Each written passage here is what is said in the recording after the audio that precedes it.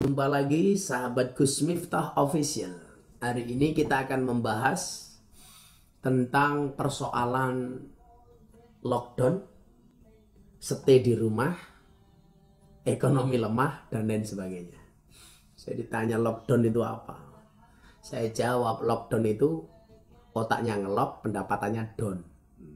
Itu namanya lockdown nih. Karena konsekuensi kalau kemudian lockdown ya ekonomi nggak karu-karuan itu. Saya pikir begini, himbauan pemerintah untuk stay di rumah di musim corona ini bagi saya sangat luar biasa. Karena memang penyebaran virus kalau kita di luar rumah itu jauh lebih berisiko daripada kita berada di dalam rumah.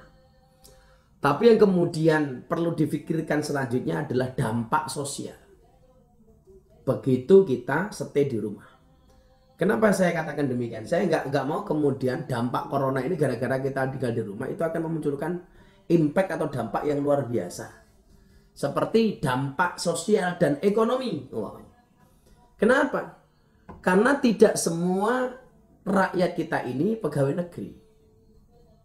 Tidak semua rakyat kita ini tentara, polisi yang punya penghasilan tetap. Akhirnya mereka punya gaji bulanan. Ya kan? Banyak rakyat kita ini yang menggantungkan hidupnya di jalanan. Pedagang kaki lima, ojek online, ya kan? Tukang becak, sopir taksi, bahkan mungkin kelompok-kelompok tertentu seperti pengamen dan lain sebagainya. Begitu mereka tinggal di rumah, bagaimana dengan kelanjutan hidup mereka? Ya kan? Karena banyak warga kita itu yang satu hari kerja habis dimakan hari itu juga.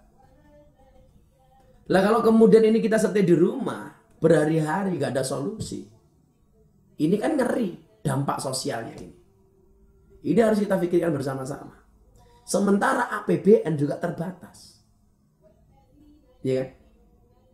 APBN terbatas. Artinya untuk mengcover sekian banyak rakyat yang tidak berkecukupan untuk makan dan minum selama masa inkubasi atau isolasi ini. Ini juga kalau bergantung kepada APBN, ini juga tidak akan bisa. Maka saran saya yang pertama, pemerintah harus ngasih solusi. Berapa kemampuannya untuk memberikan makan kepada rakyat selama masa isolasi. Dan yang perlu dipahami, ini tidak hanya beban pemerintah gitu. Kita tumbuhkan kembali semangat gotong royong, tepos liro, tenggang rasa bangsa ini. Karakteristik dan jati diri bangsa ini. Bangsa yang awean, bangsa yang nyah-nyoh, bangsa yang suka memberi, bangsa yang suka menolong, bangsa yang suka berbagi. Ini harus sama-sama menjadi gerakan besar, menjadi gerakan bersama. Bagaimana kemudian yang kaya, yang berpendapatan, yang mempunyai penghasilan lebih, ini memberikan subsidi silang atau bantuan apapun itu bentuknya kepada yang lain yang tidak bisa makan. Saya teringat dengan sabdanya Rasulullah Muhammad SAW, "Wallah fi aunil abdi, makanal abdu fi auni akhi." Demi Allah, Allah akan menolong hambanya manakala sang hamba mau berbagi dengan saudaranya. Kalau Anda melihat saudaranya kelaparan, Anda diam. Begitu besok Anda kelaparan, Allah akan diam.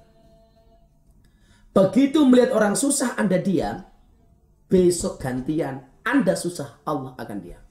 Tapi sebaliknya, ketika melihat orang kelaparan kita berbagi, belum sempat kita kelaparan, Allah akan banyak memberikan kita rezeki. Ini menjadi tantangan bagi kita semuanya hari ini. Bagaimana kemudian dampak dari stay di rumah, kerja dari rumah ini tidak memberikan dampak yang negatif. Saya khawatir ya kalau urusan perut ini tidak kita antisipasi akan chaos. Bahasa orang Jawanya akan colong jupuk ya. Tidak lagi mengenal halal haram, tidak lagi mengenal norma, tidak lagi mengenal hukum normatif. Kenapa? Karena perutnya lapar. Kalau orang sudah perutnya lapar, ya sudah.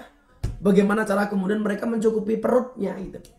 Dan ini menjadi bahaya itu kalau tidak kemudian ada solusinya. Karena ini waktunya panjang. Bahkan tanggap daruratnya sampai tanggal 29 Juni. Kalau selama itu kita di rumah, lah kita mau makan apa? Gitu. Saya punya santri hampir 200. Hampir 400. Kalau saya yakin lah Allah kasih jalan kemudahan bagaimana saya bisa menghidupi santri saya. Karena semua pondok saya, santri saya semuanya makan dan minum belajar gratis di pesantren. Gratis semuanya, tanpa ada pungutan apapun. Tapi saya meyakini Allah akan menolong saya. Karena asyakku fi rizki, asyakku fi razik. Orang yang meragukan rizkinya berarti meragukan sang pemberi rizki. Tapi bagaimana dengan yang lain? Sekali lagi, ini perlu kita pikirkan bersama sehingga dampaknya tidak akan negatif. Kita semuanya berharap ya, bangsa Indonesia baik-baik saja, rakyatnya selamat, pemimpinnya selamat, ekonominya selamat, sosialnya selamat. Tapi sekali lagi, dampak negatif ke depan, impact-nya harus kita pikul bareng-bareng. Dan ini tidak hanya merupakan kewajiban pemerintah, tapi kewajiban kita bersama. Sambil berdoa, mudah-mudahan Allah segera menghilangkan musibah bentuk corona ini dari bangsa Indonesia dan dari dunia pada umumnya. Terima kasih.